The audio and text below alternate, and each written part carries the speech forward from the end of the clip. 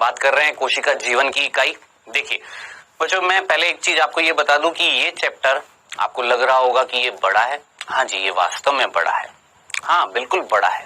और यही वो चैप्टर है जिसके अगर कंसेप्ट्स क्लियर नहीं होते हैं तो आगे आने वाले जो चैप्टर्स हैं वो समझ में नहीं आते हैं। तो इस चीज के लिए थोड़ा सा होता है, अंदर से बेचैनी सी होती है, सर बहुत लंबा हो गया, सर इतना लंबा क्यों पढ़ा रहे हैं।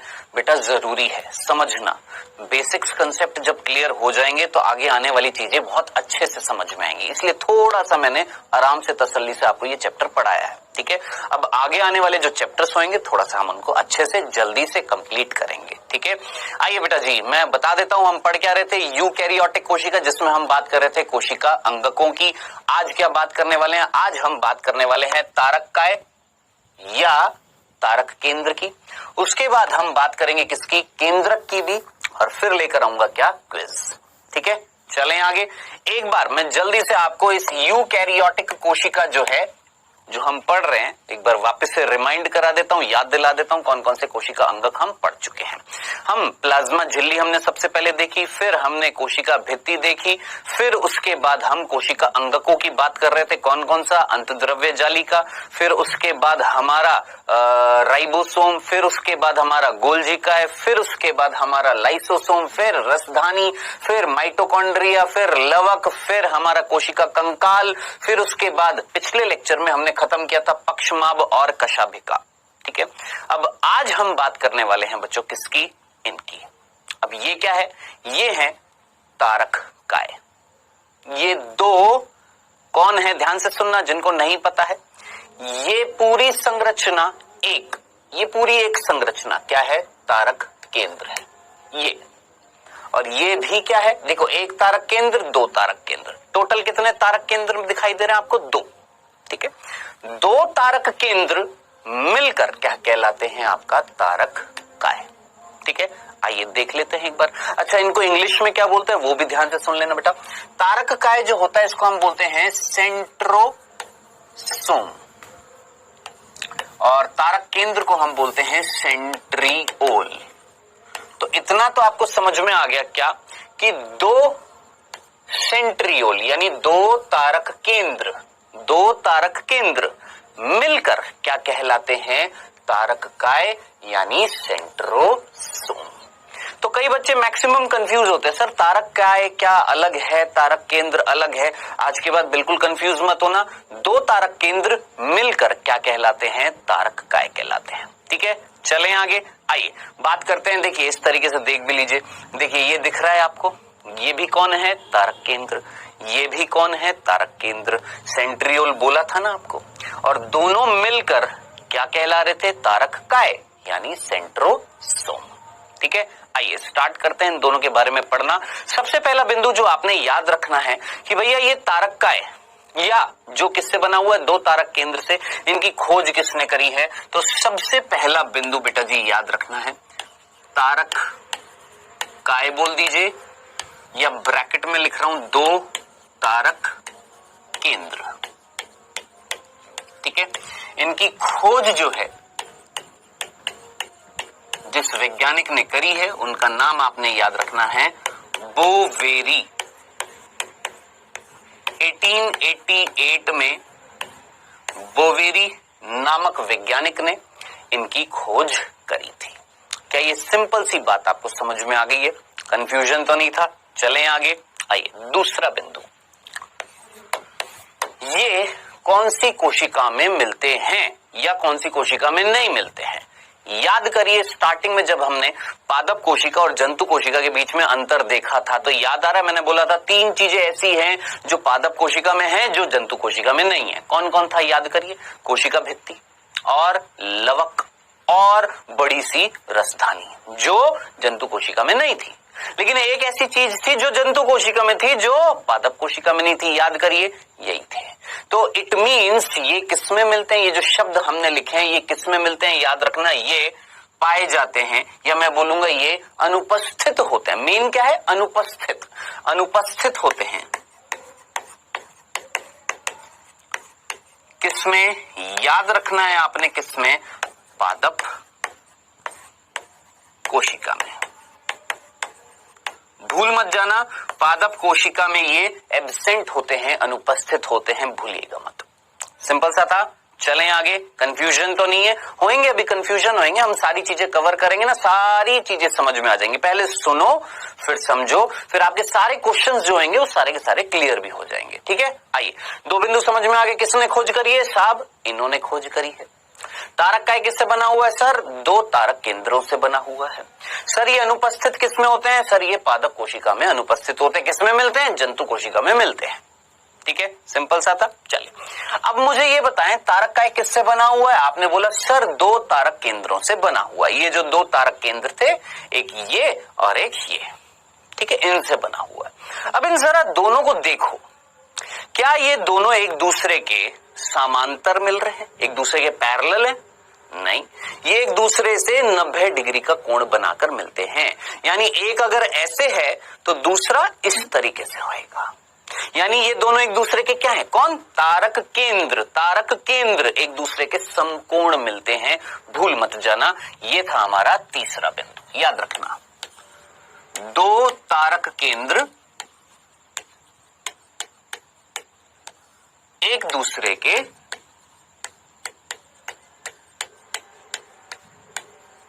समकोण होते हैं। समकोण यानी राइट एंगल। राइट एंगल यानी 90 डिग्री पर। याद रखना, एक दूसरे के समकोण होते हैं, एक दूसरे के परपेंडिकुलर या 90 डिग्री पर होते हैं। बताएं, इतनी सी बात समझ में आ गई है? कंफ्यूजन तो नहीं था? चलो अब चौथा बिंदु, क्या ये संरचनाएं झिल्ली युक्त होती हैं कि झिल्लीहीन होती है? मैंने आपको पिछले लेक्चर में भी बताया था, याद करिएगा। याद आ रहा है? हमने पक्षमाभ और कशाभिका जब पढ़ा था तो मैंने आपको याद करिए बताया था, पक्षमाभ और कशाभिका का निर्माण किससे हुआ था? एक संरचना थी जिसका नाम था आधारीय काय। याद आ रहा है? और ये भी बोला था हम आधारीय काय नहीं पढ़ रहे हैं। क्यों? क्योंकि पक्षमाभ और कशाभिका का जो आधारीय काय था, जहां से वो निकले थे, वो क्या है? एग्जैक्टली सेम टू सेम, समान है किसके? तारक केंद्र के। याद आ रहा है? भूले तो नहीं है? तो याद करिए, मैंने आपको बताया था क्या, पक्षमाभ और कशाभिका का जो आधारीय काय था वो कैसा था? झिल्लीहीन था, झिल्ली नहीं मिल रही थी। तो याद रखना है आपने, यहां पर ये जो कोशिका अंगक होते हैं ये झिल्लीहीन होते हैं, भूल मत जाना, इनमें कोई आवरण नहीं मिलता।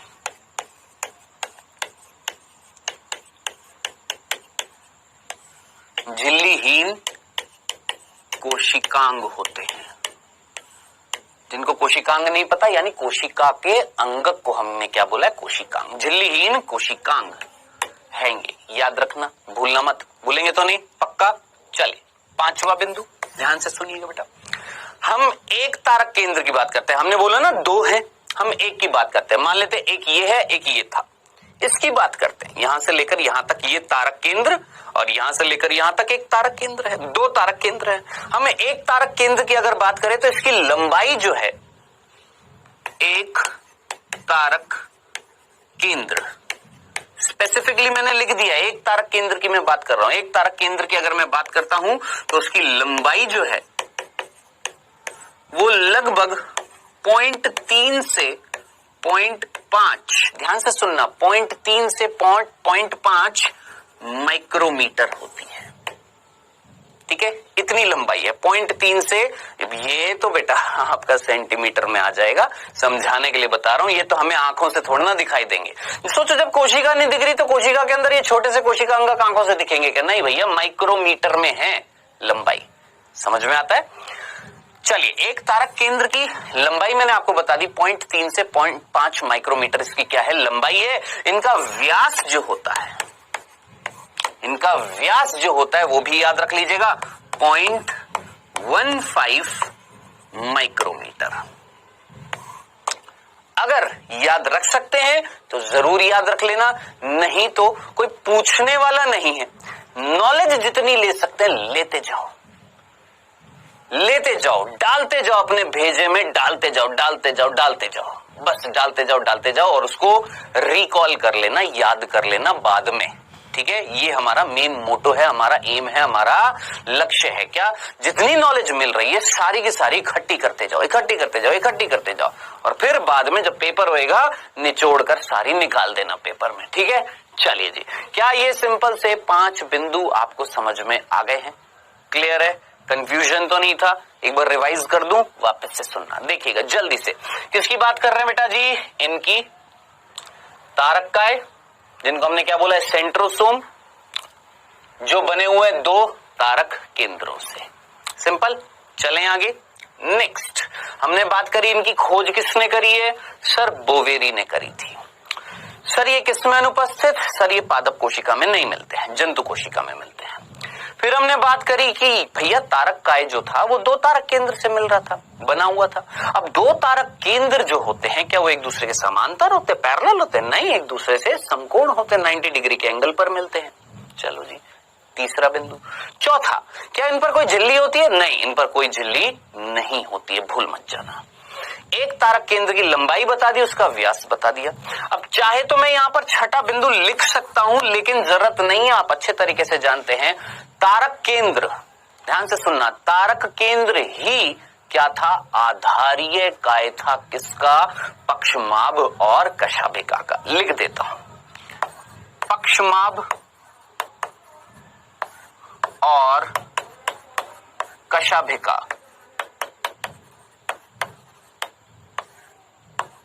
की उत्पत्ति आधारीय काय से होती है, जो एक तारक केंद्र होता है। आगे समझ में कि जो हमने कशाभिका और पक्षमाभ पढ़ा था, देखिए एक बार वापस से दिखा दो पीछे। चलो ये देखो, ये देखो, ये हमने पढ़ा था ना, ये आधारीय का, ये था ना, ये आधारीय का दिख रहा है आपको? ये आधारीय का, ये क्या था? ये तारक केंद्र ही तो था। देखिए ये तारक केंद्र ही तो है, बिल्कुल ऐसा ही हमने यहाँ पर नहीं दिखाया। ये देखो, बिल्कुल ऐसी संरचना, ये जो दिख रही है आपको, ये यहाँ पर मिल रही है, जिसको हमने बेसल बॉडी आधारीय काय बोला था ना, बस वही चीज मैंने यहाँ पर लिखी है मेरे भाई। यहाँ पर क्या? पक्षमाभ और जो कशाभिका थी, इनकी उत्पत्ति किससे हुई थी? हमने बोला सर आधारीय काय से हुई थी, बेसल बॉडी से हुई थी। क्या है बेसल बॉडी? एक प्रकार का कौन है? तारक केंद्र होता है। खत्म। बताएं, क्लियर है? चलें आगे, कंफ्यूजन तो नहीं है? आगे चलते हैं हम। नेक्स्ट 7वां बिंदु। बिंदु दर बिंदु चीजें याद रखनी है, ठीक है? अब 7वां बिंदु पढ़ने से पहले जरा जल्दी से मुझे बताएं। देखिए ये एक कोशिका है, ठीक? इस कोशिका के अंदर मान लो ये केंद्रक है, ठीक है? इस केंद्रक के पास में ये एक तारककाय है, एक, और ये दूसरा तारककाय है। 2 तारक केंद्र दिख रहे हैं आपको, ठीक है? ये तारक केंद्र है, ये भी तारक केंद्र है, यानी क्या मिल रहा है? तारककाय। ठीक है, डनाडन डन। चलो अब जरा जल्दी से मुझे बताएं, अंदर क्या मिलेगा? आप बोलेंगे सर कोशिका द्रव्य। सर कोशिका द्रव्य में क्या मिलेंगे? सर कोशिका अंगक मिल रहे हैं। मैंने बोला चलो जी, बहुत अच्छी बात है। अब आप मुझे आंसर बताना, क्या तारककाय या 2 तारक केंद्र कहां पर मिल रहे हैं? केंद्रक के पास, किस में? एक द्रव्य में। क्या नाम है? कोशिका द्रव्य।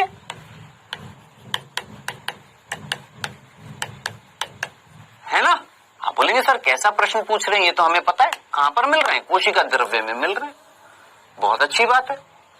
अब देखना यहां पर मैं जो लाइन बोलने वाला हूं,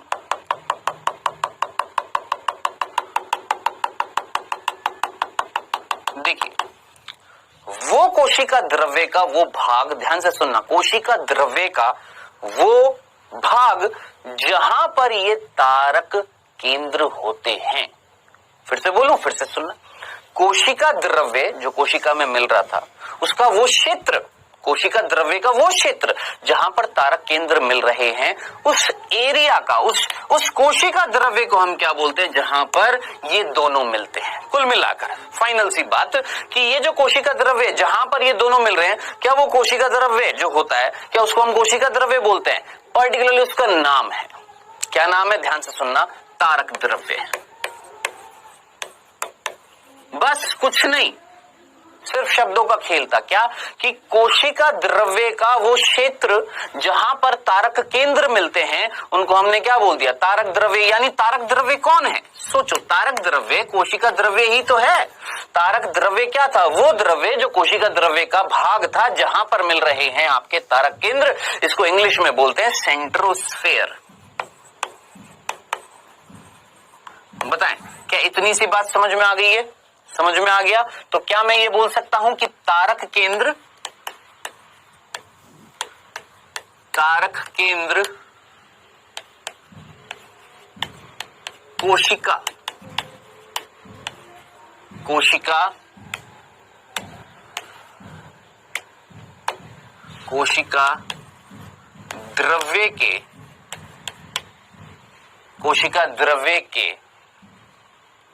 कोशिका द्रव्य के एक भाग जिसे तारक द्रव्य कहते हैं वहां पाए जाते हैं।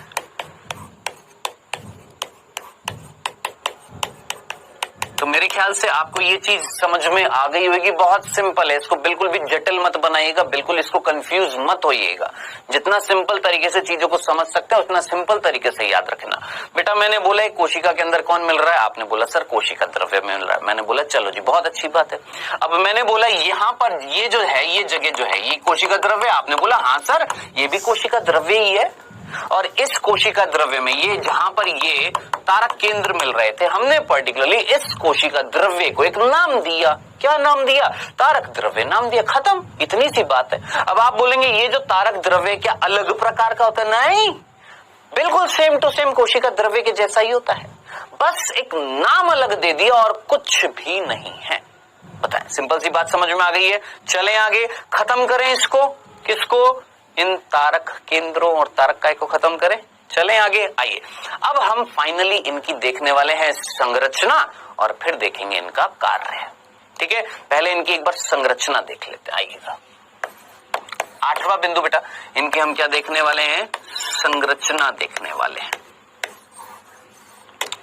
देखिए मैंने एक तारक केंद्र, देखिए ये दिख रहा है आपको, तारक केंद्र दिख रहा है ना, ये इस तारक केंद्र को मैंने, ये जो तारक केंद्र है इसको मैंने आपकी तरफ रखा, या वैसे आपको दिख भी रहा होगा, ये वाले क्षेत्र को देखो, इतने से क्षेत्र को दिख रहा है आपको ये क्षेत्र। ठीक है, कैसा दिखाई दे रहा है मैं आपको बताता हूं, देखिएगा।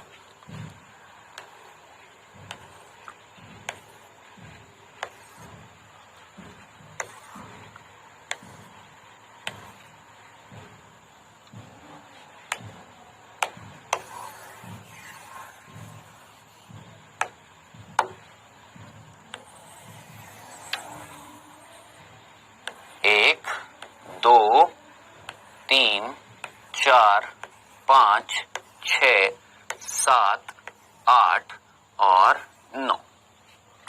ठीक है, अब देखिए मैं यहां पर क्या दिखाने वाला हूं, 1, 2, 3, या इसको इस तरीके से दिखाते हैं थोड़ा सा।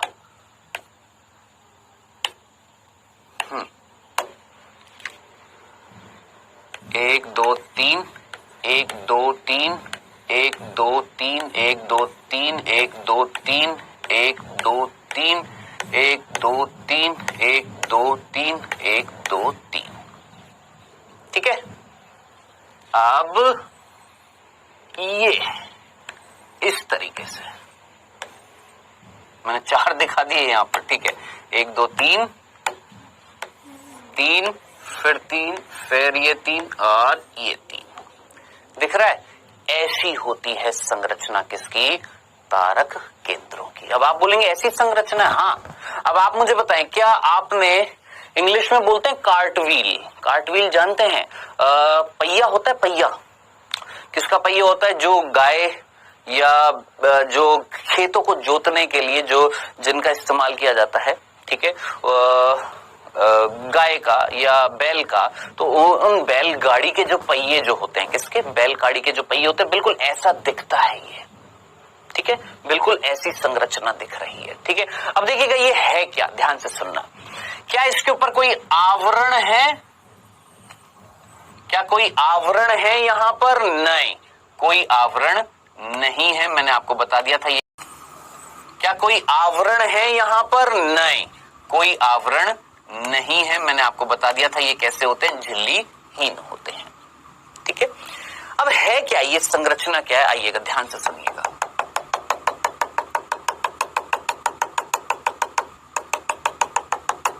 समझते हैं बेटा जी इस संरचना को, बहुत सिंपल तरीके से ध्यान से सुनना।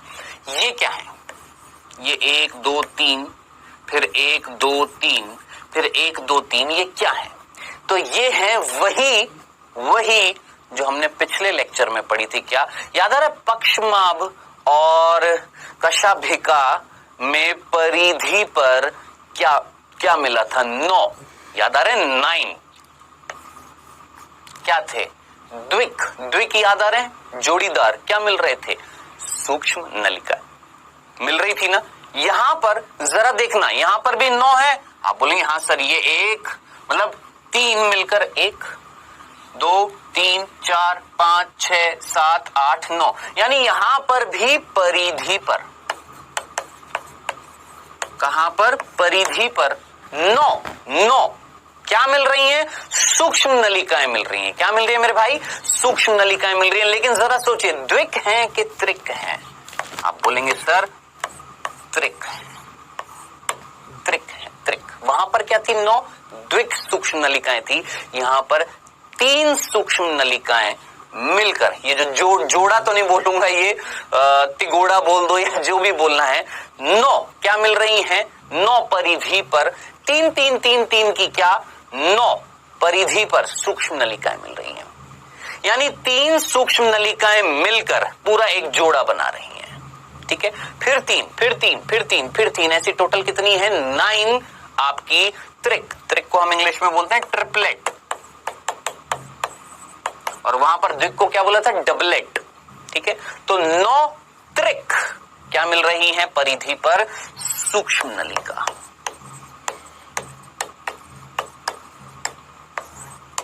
ठीक है।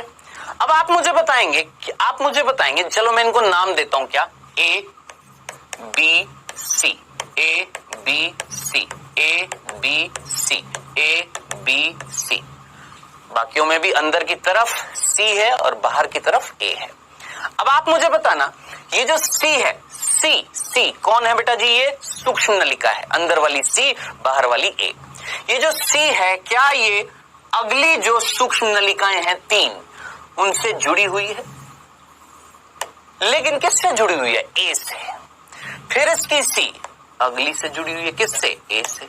फिर इसकी C अगली से जुड़ी हुई है, A से। फिर इसकी C अगली से जुड़ी हुई है, A से। फिर C A से, फिर C A से, फिर C A से जुड़ी हुई है। किसके द्वारा जुड़ी हुई है, क्या मैं इनको अंतर त्रिक सेतु बोलूंगा, सोचो क्या बोलूंगा, अंतर त्रिक सेतु। वहां पर क्या था, याद करिए, अंतर द्विक सेतु था, यहां पर अंतर त्रिक सेतु है, याद रखना। वहां पर द्विक सेतु, यहां पर त्रिक सेतु, वहां पर 2 थी, यहां पर 3 है। समझ में आया, याद रखना है आपको, ठीक है। अंदर वाली जो है वो अगली वाली सूक्ष्म नलिकाएं जो 3 है उनमें से बाहर वाली जो है उससे जुड़ी हुई है। फिर अंदर वाली बाहर वाली से, फिर अंदर वाली बाहर, अंदर वाली बाहर, अंदर वाली बाहर, अंदर वाली बाहर, अंदर वाली बाहर, अंदर वाली बाहर, अंदर वाली बाहर, तो एक बैलगाड़ी के पहिए के जैसी संरचना का निर्माण होता है। याद रखना मेरे शब्द को, क्या, बैलगाड़ी के जैसी एक संरचना का निर्माण होता है। क्या ये आपको परिधि की सूक्ष्म नलिकाएं समझ में आ गई हैं, कंफ्यूजन तो नहीं है। चलें आगे, अब तुलना करना। वहां पर जो हमने पक्षमाभ और कशाभिका जब हमने संरचना पढ़ी थी, आंतरिक संरचना, वहां पर परिधि पर मिल रही थी सूक्ष्म नलिकाएं। आप बोलेंगे हाँ सर, परिधि पर मिल रही थी। कितनी मिल रही थी? 9 के द्विक मिल रहे थे। यहां पर त्रिक मिल रहे हैं। पहला अंतर तो ये हो गया। दूसरा, वहां पर आवरण था, यहां पर कोई आवरण नहीं है, झिल्लीहीन है। दूसरा अंतर ये हो गया। तीसरा, बताएं वहां पर केंद्र में भी सूक्ष्म नलिकाएं थी या नहीं थी? आप बोलेंगे हाँ सर थी। कितनी थी? याद करो कितनी थी? 2 थी, लेकिन अकेली थी। एकल थी या नहीं थी? 2 थी ना, एकल एकल सूक्ष्म नलिकाएं थी, 2 थी ना। तो हमने क्या बोला था? व्यवस्था कैसे मिल रही थी? 9+2 थी ना, याद करिए, बताया था ना। यहां पर जरा सोचिए, बीच में कोई सूक्ष्म नलिका नहीं है, तो क्या बोलूंगा? 9+0 बोलूंगा या नहीं बोलूंगा इस व्यवस्था को?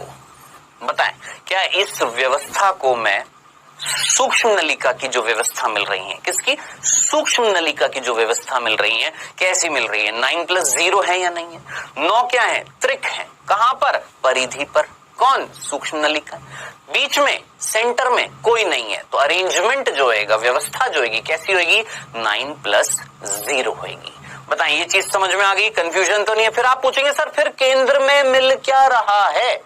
पहली बात तो याद रखना है, केंद्र में मिल रहे हैं प्रोटीन। केंद्र में मिल रहे हैं, क्या मिल रहे हैं? प्रोटीन। और ये जो संरचना है केंद्र, ऐसा नहीं है कि खाली है, नहीं, भरे पड़े हैं यहां पर प्रोटीन। ये जो संरचना जो होती है, इसको हम बोलते हैं धुरी। याद रखना, क्या नाम देते हैं? धुरी।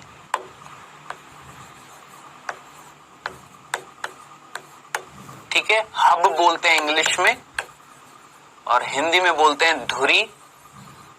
धुरी खाली जगह नहीं है, यहां पर भरे पड़े हैं, क्या भरे पड़े हैं? प्रोटीन्स भरे पड़े हैं। याद रखने हैं, आपने भूलना नहीं है। तो बीच में भरे पड़े हैं प्रोटीन्स, अलग अलग प्रकार के प्रोटीन्स है। कोई नहीं पूछने वाला आपसे अभी के लिए, नीट में भी, चाहे बोर्ड हो, चाहे नीट हो, चाहे कोई सी भी कक्षा हो, कोई नहीं पूछने वाला कि धुरी किससे बनी होती है। लेकिन आप जरूर याद रखना, धुरी में एक ऐसी जगह है जहां पर भरे पड़े हैं प्रोटीन्स। कोई सूक्ष्म नलिका यहां पर नहीं है, ये जरूर याद रखना। कोई सूक्ष्म नलिका अगर नहीं है तो हमने लिखा 0। लेकिन परिधि पर मिल रही है? हाँ जी मिल रही है। कितनी मिल रही है? 9 मिल रही है। किस रूप में? त्रिक के रूप में। ठीक है, जो अंदर वाली है वो अगली सूक्ष्म नलिकाओं के बाहर वाली से जुड़ी हुई है। किससे? सेतु से। बस इतनी सी ही मामूली सी सिंपल सी संरचना है किसकी? तारक केंद्र की। बस इतनी सी संरचना और कुछ भी नहीं है मेरे भाई। देख लो, देखो ध्यान से देखो, आपको यहां पर क्या ये 1 2 3 दिख रही है? फिर 1 2 3 1 2 3 1 2 3 1 2 3 1 2 3 1 2 3 1 2 3 1 2 3 दिख रही है? नहीं दिख रही है? दिख रही है ना? सेम टू सेम यहां पर भी है। अब जरा सोचिए, पूरी क्या है? सूक्ष्म नलिका है मेरे भाई। कौन है बेटा? ये पूरी की पूरी सूक्ष्म नलिका है। लंबी सी नलिका है जिसको हमने क्या बोला? सूक्ष्म नलिका। जो किससे बनी हुई है? ट्यूब्यूलिन प्रोटीन से। आया समझ में? ये थी संरचना किसकी बेटा? हमारे तारक केंद्र की। आइए यहां पर लिख देता हूं संरचना कैसी मिल रही है। आपने सीधा सीधा याद रखना है। संरचना की अगर हम बात करते हैं तो 9+0 याद रखना व्यवस्था मिलती है। ठीक है, जिसमें 9 क्या थे? जरूर याद रखना, त्रिक, सूक्ष्म नलिका। कहां पर? परिधि पर। 0 मतलब लिखने का कोई औचित्य नहीं है, यहां पर बात ही नहीं है। 0 का मतलब केंद्र में कोई सूक्ष्म नलिका नहीं है। ये थी सिंपल सी संरचना किसकी? तारक केंद्र की। बताएं, चलें आगे। कंफ्यूजन तो नहीं है? पक्का? अब फाइनल सी बात करते हैं। सर संरचना समझ में आ गई है, उस संरचना में व्यवस्था समझ में आ गई है, आवरण नहीं है, जहां मिल रहे हैं कोशिका द्रव्य में, उस कोशिका द्रव्य को हमने नाम दिया तारक द्रव्य। सर यही वो तारक केंद्र हैं जो पक्षमाभ और कशाभिका का आधारीय काय बनाते हैं। सर एक तारक केंद्र की लंबाई इतनी, व्यास इतना। सर ये झिल्लीहीन होते हैं। दो तारक केंद्र मिलकर क्या कहला रहे? तारक काय। और दो तारक केंद्र एक दूसरे के समकोण होते हैं। खोज किसने करी है सर? बोवेरी ने करी है। अनुपस्थित होते किसमें? पादप कोशिका में। ध्यान से सुनिएगा, बहुत भयंकर क्वेश्चन अभी आने वाला है, ठीक है। आइएगा, हम यहां पर बात कर रहे थे ये सारी चीजें, 8 बिंदु हो गए। आखिरी बिंदु बेटा 9, इनका कार्य क्या है? इनका कार्य क्या है? सिंपल सी चीज, ये क्या फंक्शन करते हैं, इनका फंक्शन क्या है इन तारक काय का, यही पूछेंगे ना। आइए ध्यान से सुनना। हालांकि जब हम अगला अध्याय पढ़ेंगे ना, बस ये खत्म होने वाला चैप्टर, इसमें आखिरी चीज रह गई है केंद्रक, ठीक है। 2 लेक्चर्स में खत्म हो जाएगा हमारा, ठीक है। सर अगला चैप्टर जब हम पढ़ेंगे, आप में से कई पूछेंगे सर अगला चैप्टर कौन सा पढ़ेंगे? बेटा अगला चैप्टर जो हम पढ़ने वाले हैं, देखिए कोशिका पढ़ा है, तो अब इसके बाद क्या पढ़ेंगे? कोशिका विभाजन या कोशिका चक्र और कोशिका विभाजन जो है अगला अध्याय होएगा हमारा, क्योंकि इसी से संबंधित है वो, ठीक है। तो बेटा जी अगले चैप्टर में जब हम बात करेंगे, जिसका थोड़ा सा भाग मैंने आपको बताया भी था पहले जब हमने कोशिका भित्ति पढ़ी थी, ठीक है। अभी के लिए सिर्फ मामूली सी चीज, इतना सा सुन ले मेरी बात को, देखिएगा। ये एक कोशिका है मेरे भाई, जिसके अंदर ये केंद्रक है, और ये मैंने आपको 2 तारक केंद्र बना दिए हैं। किसके पास होते? केंद्रक के पास होते। दिखाए ना अभी, देखो वापस से देखो, हर चीज को गौर से देखो। ये केंद्रक है, बैंगनी से रंग का दिखाई दे रहा है, इसके बिल्कुल पास में होते हैं ये रे, है ना। तो हम यहां पर बात कर रहे थे कि सर ये कोशिका है, ये इसका केंद्रक है, और इसके पास है ये 2 तारक केंद्र, मिलकर तारक काय कहला रहे हैं। सर काम क्या कर रहे हैं जल्दी से बताओ, सब्र नहीं हो रहा है। सर काम क्या कर रहे हैं? थोड़ा सा सब्र रखो, हर चीज में पेशेंस जरूरी है। हाँ जी बेटा, आप मुझे बताएं, एक कोशिका विभाजन करती है या नहीं करती? आप बोलेंगे हाँ सर कोशिका विभाजन करती है। जल्दी से मुझे बताएं, सबसे पहले उसका क्या विभाजन करना चाहिए? क्या उसका कोशिका द्रव्य विभाजित होता है कि पहले केंद्रक विभाजित होता है? जरा सोचिए, मैंने आपको बताया था पहले किसका विभाजन होता है? केंद्रक का होता है ना। और उस प्रक्रिया को हम क्या बोलते हैं? याद करिए, बताया था, उस प्रक्रिया को हम क्या बोलते हैं? कैरियोकाइनेसिस।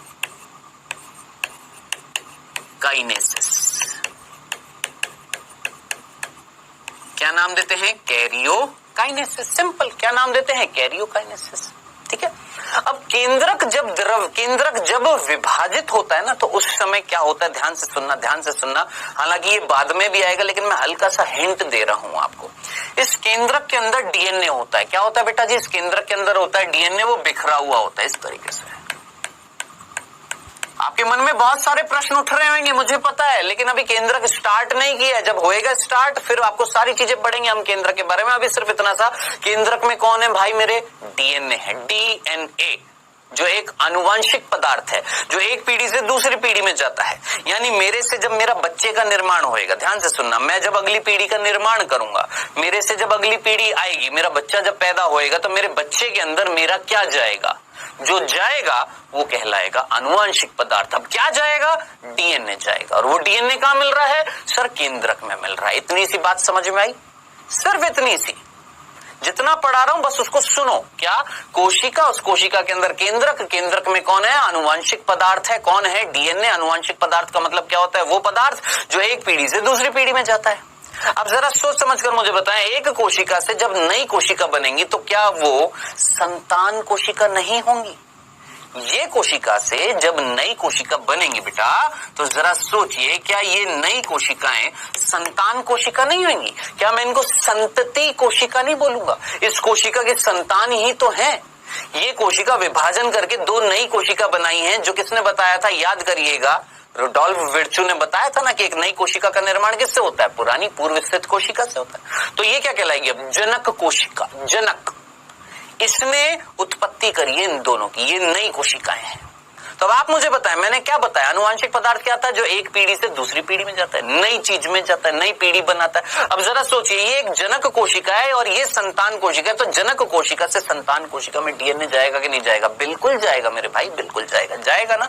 जाएगा ना? इतनी सी बात समझ में आ गई? अब ध्यान से सुनना, ये नई कोशिका बनाने से पहले हमें क्या करना है भैया? कैरियोकाइनेसिस कराना है, हमें केंद्रक का विभाजन करना है। किसका? केंद्रक का।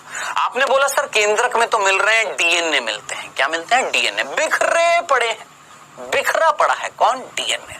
ठीक है, वो जो जाल जो होता है ना डीएनए का, उसे हम बोलते हैं क्रोमैटिन। बाद में भी आएगा, वापस से बता रहा हूं। इसको यूं समझो, देखो आपका रूम है, मान लो रूम, उसके अंदर आपने धागे लिए, सुई धागे वाले धागे होते हैं, वो धागे बिखेर रखे हैं। क्या? धागे। ठीक है, वो धागे जो बिखरे हुए हैं आपके रूम के अंदर, एक जाल सा नहीं बन जाएगा?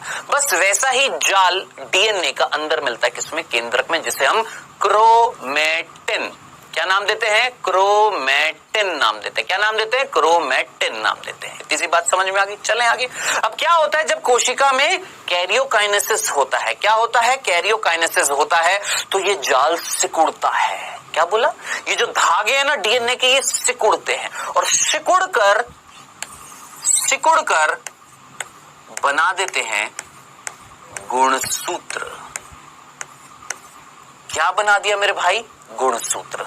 तो एक छोटी सी चीज सिंपल सी पूछ रहा हूं, हालांकि इस चैप्टर में आएगा, टेंशन मत लेना। मैं जस्ट एक ट्रेलर दिखा रहा हूं आपको इस चीज का। क्या?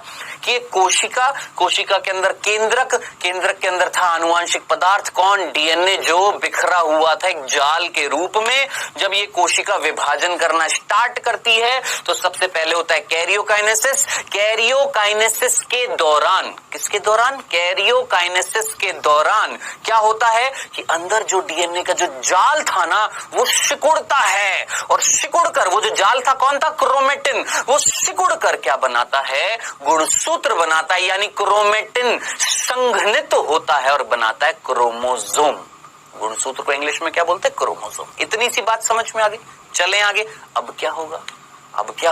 अब मुझे बताएं, ये क्या थे? दो। आप बोलेंगे सर ये तारक केंद्र थे। जब ये केंद्रक के अंदर क्रोमैटिन संघनित होकर सिकुड़कर गुणसूत्र बना दिया था तो केंद्रक आवरण, आप बोलेंगे सर केंद्रक आवरण कहां गया? खत्म हो गया। केंद्रक आवरण खत्म हो गया, डीएनए संघनित होकर गुणसूत्र बना दिए और वो गुणसूत्र एक रेखा में, एक सीधी सी रेखा में लग जाते हैं। ठीक है, और ये जो दो तारक केंद्र थे ना, इस दौरान पहुंच जाते हैं कहां पर? ध्रुवों पर। यहां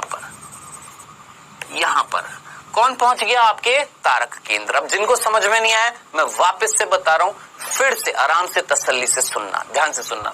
ये एक कोशिका, केंद्रक के अंदर कौन? आनुवांशिक पदार्थ डीएनए बिखरा हुआ है।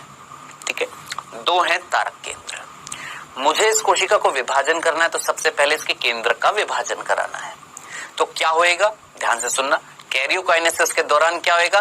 केंद्रक आवरण खत्म हो जाएगा। सुनना, केंद्रक आवरण खत्म हो जाएगा। ठीक है, फिर क्या बचेगा? आप बोलेंगे सर डीएनए का जाल जो है उसका क्या होगा? बेटा वो जाल सिकुड़ जाएगा, संघनित हो जाएगा और संघनित होकर क्या बनाएगा? गुणसूत्र बना दिए। सारे के सारे गुणसूत्र एक रेखा में लग गए। अब क्या हुआ? सर ये जो तारक केंद्र थे इन्होंने क्या किया? बेटा इन तारक केंद्र ने, जो किससे बने हुए हैं जल्दी से मुझे बताएं।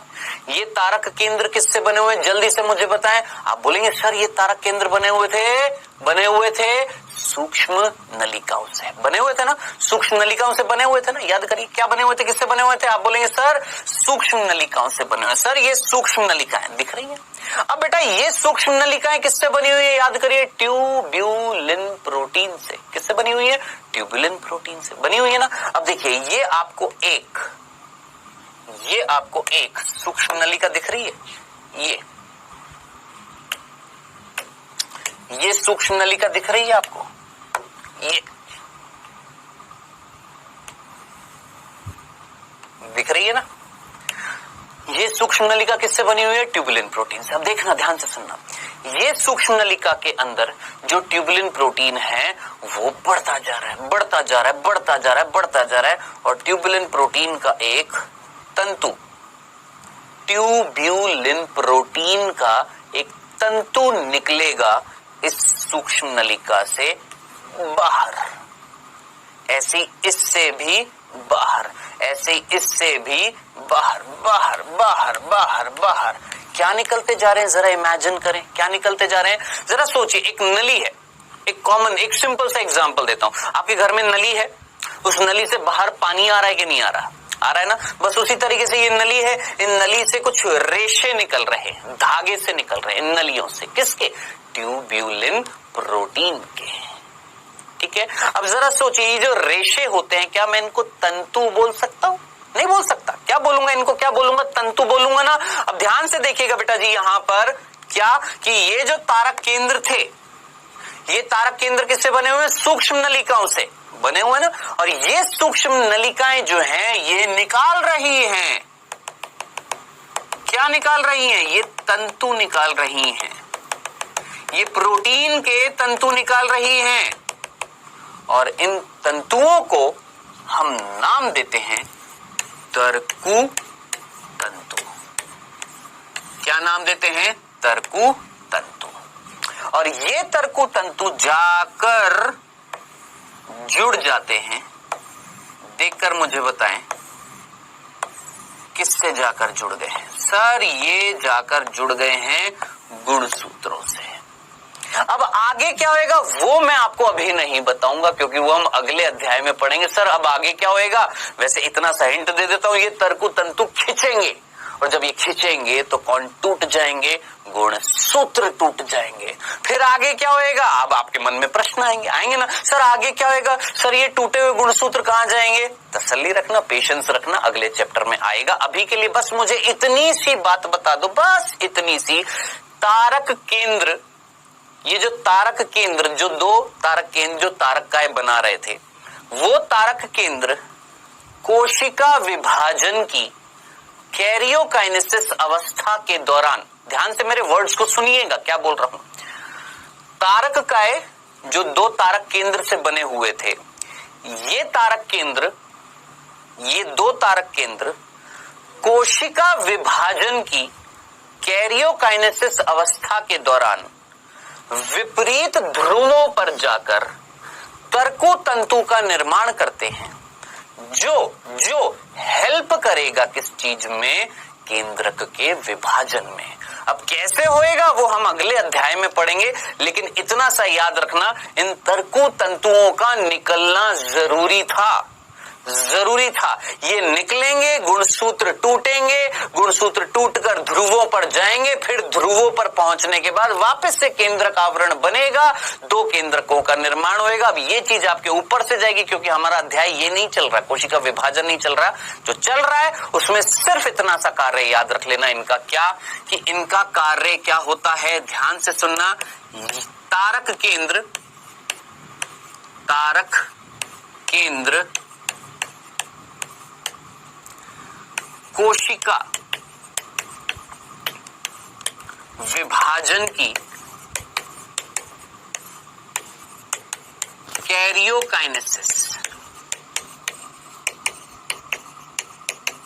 कैरियोकाइनेसिस अवस्था को संपन्न करते हैं। क्या इतनी सी लाइन आपको समझ में नहीं आई? क्या ये जो तारक केंद्र हैं, ये क्या संपन्न कर रहे हैं? ये क्या कर रहे हैं? सर ये जो है, ये कोशिका विभाजन जो है उसकी एक अवस्था है जिसका नाम है कैरियोकाइनेसिस, जिसमें केंद्र का हम विभाजन करने वाले हैं। इसको करवाने में सहायता कर रहे हैं, इसको संपन्न कर रहे हैं। कैसे? ये सर, ये तरकु तंतु का निर्माण करते हैं।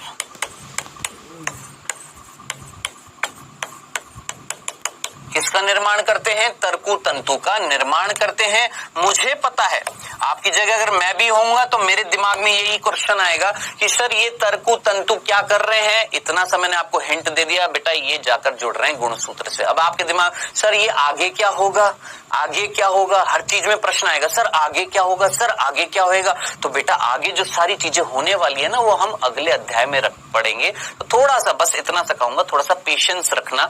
ये सारी चीजें हालांकि अभी भी बताने की जरूरत नहीं थी, मैं सीधा बोल देता आपको क्या कि भैया ये जो तारक केंद्र है ये कोशिका विभाजन करवा रहे हैं, इनके बिना कोशिका विभाजन संभव नहीं है। अगर ये नहीं होंगे तो कोशिका विभाजन नहीं हो पाएगा। बस इतनी सी बात ही, ठीक है। एक सिंगल लाइन में अगर मेरे को बोलना हो ना कि तारक केंद्र का कार्य क्या है, तो मैं सीधा बोलूंगा कि ये कोशिका विभाजन करवाते हैं। सिंगल लाइन में ये क्या करवाते हैं? कोशिका विभाजन करवाते हैं। लेकिन अगर मैं ऐसा बोल देता तो आप बोलते सर कैसे कराते हैं, क्या ये फलाना ढिमका, तो वो सारी चीजों को हिंट देकर मैंने थोड़ा सा बताया क्या कि ये जो होते हैं कोशिका विभाजन की पर्टिकुलरली कौन सी अवस्था, कैरियोकाइनेसिस करवाते हैं। कैसे करवाते हैं सर? ये ध्रुवों पर पहुंच जाते हैं बच्चे। ध्रुवों पर पहुंचकर सर ये क्या करते हैं बेटा? ये कुछ तंतुओं का निर्माण करते हैं जिनका नाम है तर्कु तंतु, जो किससे बने होते हैं? मैंने आपको बताया ट्यूबुलिन के रेशों से बने होते हैं। ये रेशे किसने निकाले हैं? इन्हीं तारक केंद्रों की जो सूक्ष्म नलिकाएं हैं वो कुछ रेशे निकाल रही हैं बाहर की ओर, जिनको हमने बोला है तर्कु तंतु। सर ये तर्कु तंतु क्या करेंगे बेटा जी? ये जब कैरियोकाइनेसिस होएगा तो जो केंद्रक जो था उसका आवरण खत्म हो जाएगा, अंदर जो जाल था डीएनए का जिसको हमने क्रोमेटिन बोला वो सिकुड़ जाएगा, बना देगा गुणसूत्र। सारे गुणसूत्र एक लाइन से इकट्ठे हो जाएंगे, उन गुणसूत्रों से जाकर जुड़ रहे हैं। सर आगे क्या होएगा? वापस वही बात, पेशेंस रखें, आएगा सब कुछ, ठीक है। तो इतनी सी बात याद रख लेना सिंगल लाइन में कि तारक केंद्रों का कार्य क्या था? तर्कु तंतु का निर्माण। और ये तर्कु तंतु जो होते हैं ये कोशिका विभाजन करवाने के लिए उत्तरदायी होते हैं, ठीक है। अब मेरा प्रश्न सुनना। आपके मन में तो बहुत सारे प्रश्न हैं, अब मेरा प्रश्न सुनना। मैं आपसे जो चीज कहने वाला हूं उसको गौर से सुनना, ध्यान से सुनना। आप जानते हैं हमारे तंत्रिका तंत्र जो होता है वो किससे बना होता है? कुछ कोशिकाओं से जिनका नाम होता है तंत्रिका कोशिका। तंत्रिका कोशिका जिसको हम न्यूरॉन बोलते हैं ना, ठीक है। आप जानते हैं एक मादा, एक स्त्री जो होती है वो युग्मक उत्पन्न करती है, उस युग्मक को क्या बोलते हैं? जानते होंगे, डेफिनेटली जानते होंगे, अंडाणु। क्या बोलते हैं? अंडाणु। मादा युग्मक जो होता है इंग्लिश में क्या बोलते हैं? ओवम।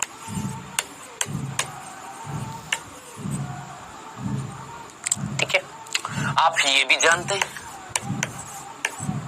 ये भी जानते होंगे आप, लाल रक्त कणिका है, ठीक है। आप हृदय भी जानते हैं ना, जानते ना, है ना हमारे पास हृदय जो होता है ना हृदय। बेटा हमारे हृदय का कार्य क्या होता है? दुड़ुक दुड़ुक दुड़ुक दुड़ुक, क्या करना? सिकुड़ना फैलना, सिकुड़ना फैलना, सिकुड़ना फैलना। अब जरा सोचिए, कोई चीज सिकुड़ रही है, फैल रही है, सिकुड़ रही है, फैल रही है। ये मेरा हाथ है, ध्यान से देखो, ये मेरा हाथ है। यहाँ की मांसपेशियां सिकुड़ी तो हाथ ऐसे आया, फैली तो ऐसे चला गया, फिर सिकुड़ी फिर फैली, फिर सिकुड़ी फिर फैली। तो हृदय यही तो है, मांसपेशियों से ही तो बना हुआ है। मेन हृदय में वैसे तो कई सारी स्तर होती हैं, ठीक है। अभी के लिए सिर्फ इतना सा, वैसे मैं आपको बता देता हूँ, कई सारी स्तर होती है, एपिकार्डियम, मायोकार्डियम, एंडोकार्डियम, ठीक है। अभी सिर्फ इतना सा, हृदय में एक स्तर होती है। हृदय जो होता है ना, हृदय उसकी जो भित्तियां होती हैं, उसकी जो दीवारें होती हैं, उनमें से एक स्तर होती है जिसका नाम होता है मायोकार्डियम, जो बनी होती है मांसपेशियों से। किससे बनी होती है? मांसपेशियों से, ठीक है। तो मैं आपसे बोल रहा हूं हृदय की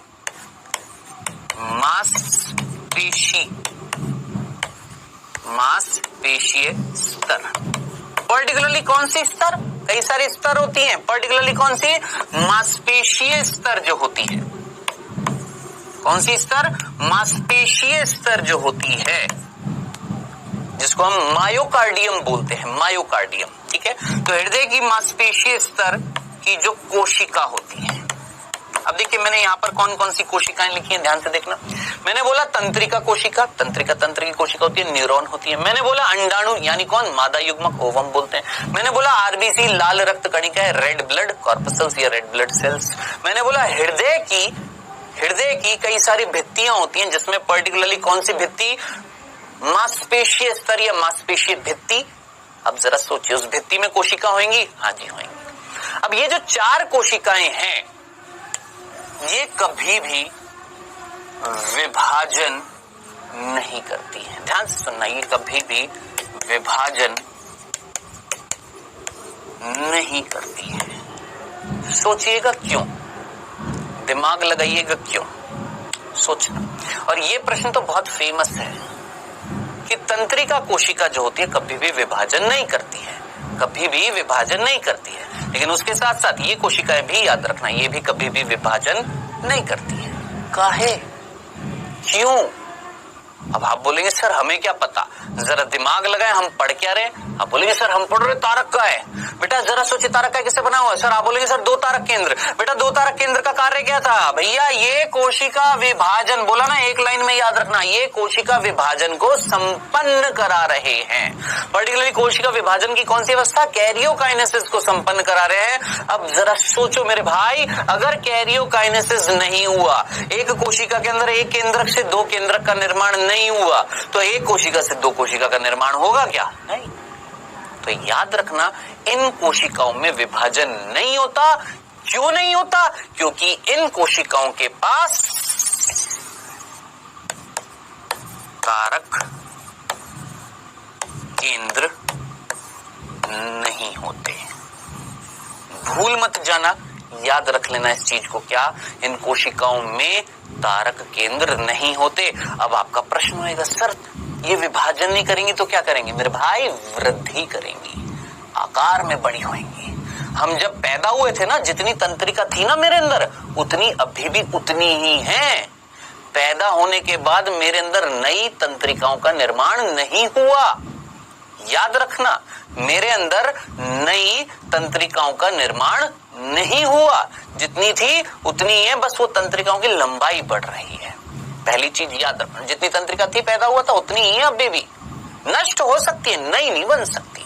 ठीक है। दूसरा, सर अंडाणु में तो तारक केंद्र नहीं है, ये विभाजन नहीं करेगा। अंडाणु का जब संलयन होगा शुक्राणु से तो युग्मनज बनेगा, फिर वो कैसे विभाजन करेगा? तो याद रखना, 12th क्लास में जब हम आते हैं, मानव जनन अध्याय जब पढ़ते हैं, तो हम ये अध्ययन करते हैं कि शुक्राणु जब अंडाणु के साथ संलयन करता है तो शुक्राणु भी एक कोशिका, अंडाणु भी एक कोशिका है। अंडाणु के पास तारक केंद्र नहीं है, शुक्राणु के पास तारक केंद्र। और शुक्राणु से अंडाणु का जब संलयन होता है ना, तो शुक्राणु से अंडाणु में जाता है क्या? केंद्रक भी जाता है और तारक केंद्र भी जाता है। ठीक है। अब जरा सोचिए, एक अंडाणु एक शुक्राणु, अंडाणु के अंदर तारक केंद्र नहीं है, शुक्राणु के अंदर तो है। अब शुक्राणु जब अंडाणु में जाएगा तो तारक केंद्र नहीं जाएगा, किसका? शुक्राणु का। समझ में आया? तो वो जो युग्मनज बनता है ना, वो विभाजन कैसे कर लेता है? उस युग्मनज में विभाजन की क्षमता आती है किससे? उस तारक केंद्र से जो आया है, किससे? शुक्राणु से। भूल मत जाना। ठीक है। उसी प्रकार आरबीसी कभी विभाजन नहीं करती। हृदय की मांसपेशियों स्तर की जो कोशिकाएं वो भी केवल वृद्धि करती है, विभाजन नहीं करती, क्योंकि तारक केंद्र नहीं होता है। मेरे भाई याद रखना, भूल मत जाना। सिंपल सा था। चले अब लास्ट आखिरी क्वेश्चन। मुझे पता है आपका आखिरी क्वेश्चन क्या है। आप ये पूछेंगे, सर आपने ये बताया बिना तारक केंद्र के, बिना तारक काय या बिना तारक केंद्र के कोशिका विभाजन नहीं करती है। यही था ना कि विदाउट तारक केंद्र या तारक काय कोशिका विभाजन नहीं करती है। जैसे इन कोशिका में नहीं था तो कोशिका ने विभाजन नहीं किया। उस हिसाब से आप बोलेंगे सर पादप कोशिका जो होती है, पादप कोशिकाएं जो होती है, उन पादप कोशिका में भी तो ये अनुपस्थित है, ये अनुपस्थित है। उड़ी बाबा, पादप कोशिका में ये अनुपस्थित है, हमने पढ़ा। और अगर पादप कोशिका में अनुपस्थित है तो उस हिसाब से तो पादप कोशिका भी विभाजन नहीं कर पाएंगी। यही बात आएगी कि नहीं आएगी? जरा सोचिए, हमने यही तो पढ़ा मेरे भाई कि इन कोशिकाओं में तारक केंद्र नहीं था तो विभाजन नहीं हुआ। यानी तारक केंद्र के बिना विभाजन नहीं होता, या तारक काय के बिना विभाजन नहीं करती है कोशिका। सीधी सी बात है। हमने फिर ये भी देखा सर पादप कोशिका में भी तो ये अनुपस्थित होता है, फिर उस हिसाब से तो पादप कोशिका भी विभाजन नहीं करनी चाहिए, लेकिन पादप कोशिका तो विभाजन करती है। कैसे सर, कैसे करेगी? पूछेगी ना। तो याद रखना, पादप कोशिका में ध्यान से सुनना मेरी बात को, ये बुक्स में नहीं लिखा हुआ है, मैंने कहीं ना कहीं से अध्ययन करके ये पता लगाया था पहले, क्योंकि ये मैक्सिमम बच्चों के सवाल होते हैं। क्योंकि जब बच्चे सवाल पूछते हैं और टीचर को अगर नहीं आता तो टीचर पढ़ता है तो उसका भी ज्ञान बढ़ता है।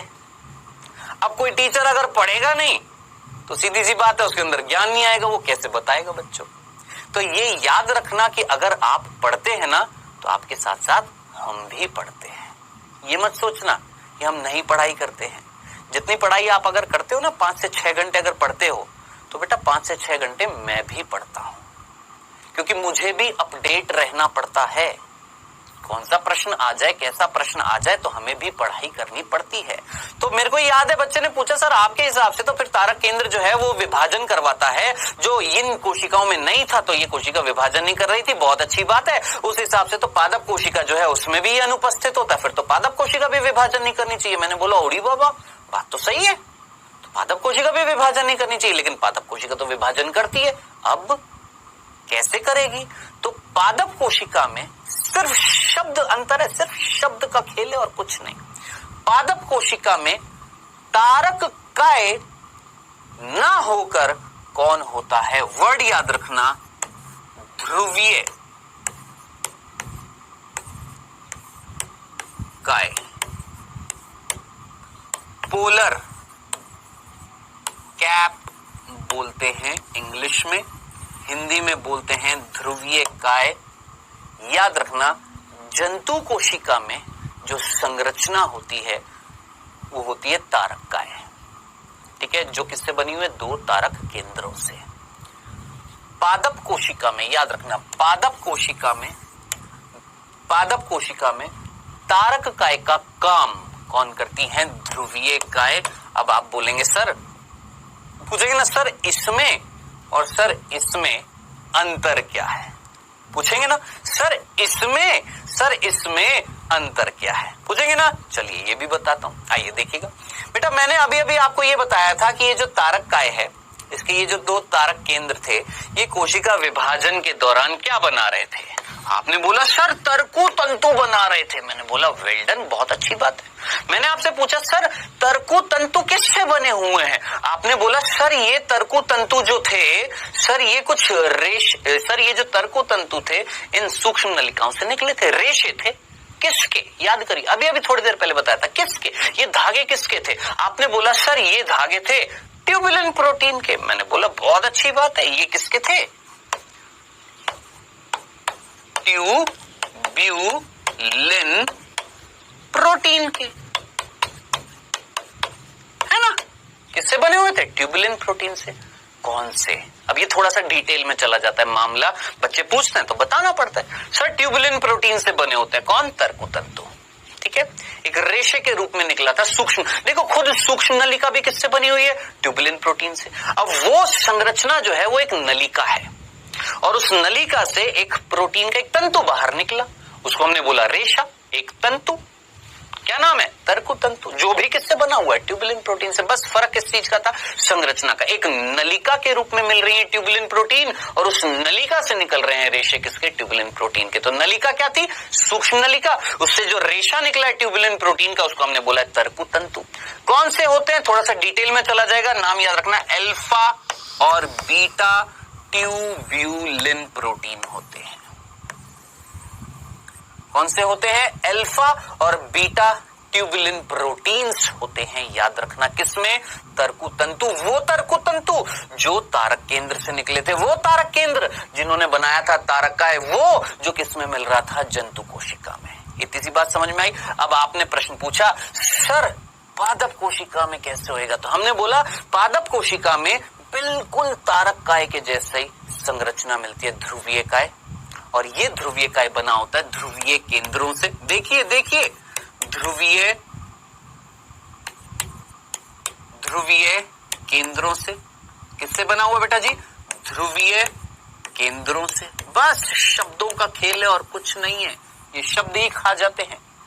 तारक काय बना हुआ है 2 तारक केंद्र से, ध्रुवीय काय बना हुआ है 2 ध्रुवीय केंद्रों से। तारक केंद्र के तारक केंद्र जो थी उसकी सूक्ष्म नलिका ने निकाले थे तर्कु तंतु। यहाँ पर ध्रुवीय केंद्र है, ये भी निकालेंगे क्या? ये ध्रुवीय केंद्र भी किससे बने हुए? सूक्ष्म नलिकाओं से, ये भी निकालेंगे तर्कु तंतु। आप बोलेंगे सर फर्क क्या है? अभी भी समझ में नहीं आ रहा फर्क क्या है? बस इतना सा फर्क, ये जो तर्कु तंतु होंगे ना, ये बने होते हैं ट्यूबुलिन प्रोटीन, जिसका नाम है गामा ट्यूब्यूलिन प्रोटीन। बस इतना सा था अंतर, बस इतना सा अंतर था, बस मामूली सा। समझ में आया? तो जंतु कोशिका में होते हैं तारककाय, बने होते हैं दो तारक केंद्र।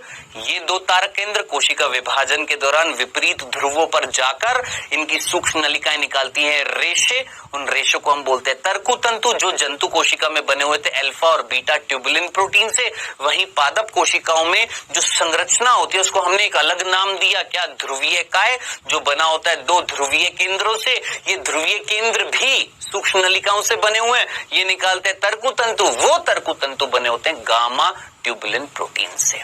अब आप बोलेंगे ये ट्यूबुलिन प्रोटीन अलग अलग प्रकार के होते हैं। हाँ जी, एक चैप्टर है आपका जैव अणु, जहां पर आप पढ़ेंगे प्रोटीन्स के बारे में, जहां पर आप उनकी देखेंगे संरचना, प्राथमिक, द्वितीय, तृतीय, चतुर्थ। ठीक है, तो वहां पर आप बात करेंगे अल्फा और बीटा संरचनाएं होती हैं, और एक और होती है गामा संरचना। ठीक है, अभी के लिए मामूली सी इतनी सी चीज मेरे ख्याल से आपको समझ में आ गई होगी। आई होप आ गया समझ में, ज्यादा भारी तो नहीं पड़ा मामला। याद रखना ये हमने पूरा खत्म कर दिया है क्या? तारककाय। अब नेक्स्ट जो टॉपिक आ रहा है उसका नाम है क्या? केंद्रक। ये है बेटा जी हमारा केंद्रक, है ना? प्यारा सा डायग्राम। ये है कौन? केंद्रक, और इसके बाहर कोशिका द्रव्य।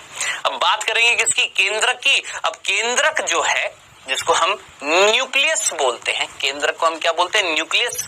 अब सब इसमें क्या क्या चीजें मिलती हैं, कुछ थोड़ी बहुत जानकारी मैं आपको देने वाला हूं। किसके बारे में? केंद्रक के बारे में। जल्दी से सुनिएगा। सबसे पहली चीज, आप अच्छे तरीके से जानते हैं केंद्रक की खोज किसने करी? आप जानते हैं 1831 में 1831 में मैंने आपको बताया भी था, किसने? याद करिए, पढ़ाया था, बताया था। किसने? रॉबर्ट ब्राउन ने। किसने बेटा? रॉबर्ट ब्राउन ने खोज करी थी 1831 में। किसकी? केंद्रक की। क्या मैंने आपको नहीं बताया? बिल्कुल बताया। कहां से करी थी ये भी बताया था। याद करिए, याद करिए। एक ऑर्चिड पादप होता है, उसकी जड़ों की कोशिकाओं में केंद्रक की खोज करी थी किसने? रॉबर्ट ब्राउन ने। बताएं, इतनी सी बात समझ में आ गई है? कंफ्यूजन तो नहीं था? एक और बिंदु, एक वैज्ञानिक था हैमरलिंग। आई होप इतनी बात भी याद होगी, ये भी मैंने आपको बताया था। हैमरलिंग ने एक हरी शैवाल पर कार्य किया था जिसका नाम था एसिटा बुलेरिया, जो एक एकल कोशिकीय, ध्यान से सुनना, एकल कोशिकीय हरी शैवाल है। भूल मत जाना, एक यूनिसेल्यूलर ग्रीन एल्गी है, एकल कोशिकीय हरी शैवाल है। कौन? एसिटा बुलेरिया। इस पर काम किया था किसने? हैमरलिंग ने। और क्या बताया? याद करिए, ये भी मैं आपको बता चुका हूं। क्या बताया था? एक कोशिका का निर्देशक कौन होता है? केंद्रक होता है। क्या बताया था? एक कोशिका का निर्देशक केंद्रक होता है। एक कोशिका के अंदर समस्त कार्य जो होते हैं उनका नियंत्रण, एक कोशिका के अंदर जितने भी कार्य होते हैं उनका नियंत्रण कौन करता है? केंद्रक करता है। और सिंपल तरीके से बोलूं, देखो मैं ये लिख रहा हूं, मैं बोल भी रहा हूं, मैं चल भी रहा हूं, मैं सोता भी हूं, मैं पढ़ता भी हूं, मैं खाना भी खाता हूं, यानी सारी चीजें मेरे शरीर के अंदर जो हो रही है, या मेरा शरीर जितने भी कार्य कर रहा है, कौन नियंत्रित करता है मेरे भाई? जरा सोचो। मैं हंसता भी हूं, मैं रोता तो नहीं हूं, हाँ गुस्सा भी कर लेता हूं, ये सारे कार्य कौन नियंत्रित कर रहा है? हमारे शरीर का, हमारे पूरे शरीर का निर्देशक कौन है? हमारा ब्रेन, मस्तिष्क, है ना? तो हमारे बॉडी का डायरेक्टर कौन? ब्रेन। ऐसे ही उसी प्रकार हमारी कोशिकाएं जो होती हैं उनके कार्यों को नियंत्रित कौन करता है? कौन? ये केंद्रक। ये किसने बताया? हैमरलिंग ने। 2019 नीट का ये प्रश्न है, भूल मत जाना, भूलना मत इस चीज को, ठीक है। सिंपल सा था। चलें आगे। आज के लिए इतना ही पढ़ेंगे, आज के लिए बस इतना ही पढ़ेंगे, इतना जितना आज पढ़ाया है मैंने आपको। तारक काय, तारक केंद्र बता दिया है। केंद्रक के बारे में थोड़ी सी मामूली से सिर्फ 2 बिंदु बताएं बस। नेक्स्ट लेक्चर में पूरा डिटेल से पढ़ेंगे क्या केंद्रक, ठीक है। अब आज जो बेटा जी हम लोगों ने पढ़ा है उसका रिवीजन अगर मैं आपको बोलूं तो देखिए, हमने कुल मिलाकर हमने बात करी किसकी? तारक का या तारक केंद्र। हमने बोला खोज किसने करी? बोवेरी ने करी। एक तारक केंद्र का व्यास देखा, उसकी लंबाई देखी। हमने बात करी 2 तारक केंद्र एक दूसरे के समकोण होते हैं, इन पर कोई झिल्ली नहीं मिलती है। जिस कोशिका द्रव्य में, जिस जगह कोशिका द्रव्य में मिलते हैं वो कोशिका द्रव्य क्या कहलाता है? तारक द्रव्य कहलाता है। इनकी संरचना की हमने बात करी। 9+0 व्यवस्था थी जिसमें 9 त्रिक सूक्ष्म नलिकाएं परिधि पर मिल रही थी, बीच में कुछ नहीं था। बीच में जो खाली जगह थी जिसमें प्रोटीन भरे हुए थे उसको हमने धुरी बोला है, ठीक है। त्रिक आपस में जुड़े रहते हैं अंतर त्रिक सेतु से, ये मैंने आपको बता दिया था। कार्य मैंने आपको बताया भैया, कोशिका विभाजन करवा रहे हैं बस। जिन कोशिका में नहीं थे वो बता दिया, और ये भी बताया पादप कोशिका में इनका कार्य कौन करता है, इनके जैसी संरचना, बस थोड़ा सा फर्क होता है। वहां पर जो ट्यूबुलिन प्रोटीन जो तरकु तंतु में निकलता है वो होता है पादप कोशिका में गामा ट्यूबुलिन, और यहाँ पर जंतु कोशिका में जो होता है वो होता है अल्फा और बीटा ट्यूबुलिन। ये था हमने तारक काय, तारक केंद्र पढ़ा। केंद्रक में मैंने मामूली सी चीज बताई है। केंद्रक खोज किसने करी है? केंद्रक एक कोशिका का निर्देशक है, ये किसने बताया? बस आज इतना ही पढ़ा है, ठीक है। अब आने वाला है बेटा जी आपका क्विज। आपकी स्क्रीन पर पहला प्रश्न आपकी स्क्रीन पर आता हुआ फर्स्ट। तारक केंद्र में सूक्ष्म नलिकाओं की कैसी व्यवस्था पाई जाती है? 9+3, 9+2, 9+0, 2+9। जल्दी से आंसर दीजिए।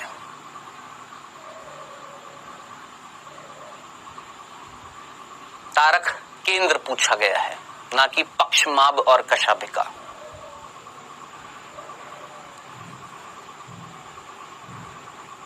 दूसरा प्रश्न बच्चों, केंद्रक की खोज की थी किसने? Robert Hooke, Robert Greene, Robert brown, Robert गैलो।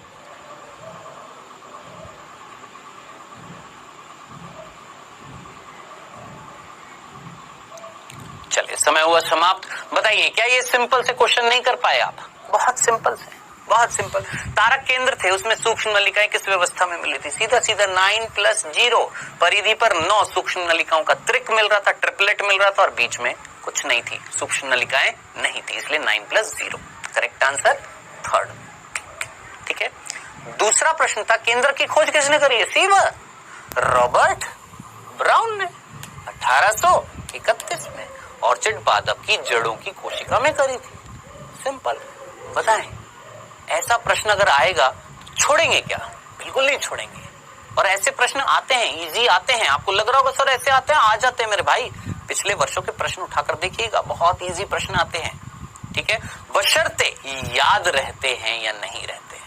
अभी टॉपिक के दौरान जब प्रश्न करते हैं तो बड़े आसानी से हो जाते हैं, बच्चों को लगता है अरे ऐसे इजी प्रश्न आते हैं। हाँ आते हैं, लेकिन जब हमारे इतने सारे चैप्टर से प्रश्न आते हैं तो चीजें हम भूल जाते हैं, ठीक है। तो रिवाइज करते रहिएगा, ठीक है। होमवर्क मिलेगा आपको नीचे होमवर्क सेक्शन में, और नेक्स्ट लेक्चर में हम बात करेंगे मेरे भाई केंद्र की, सबसे इंपॉर्टेंट टॉपिक है इस चैप्टर का, ठीक है। तो मिलेंगे बेटा जी नेक्स्ट लेक्चर में। Okay then, tata bye bye.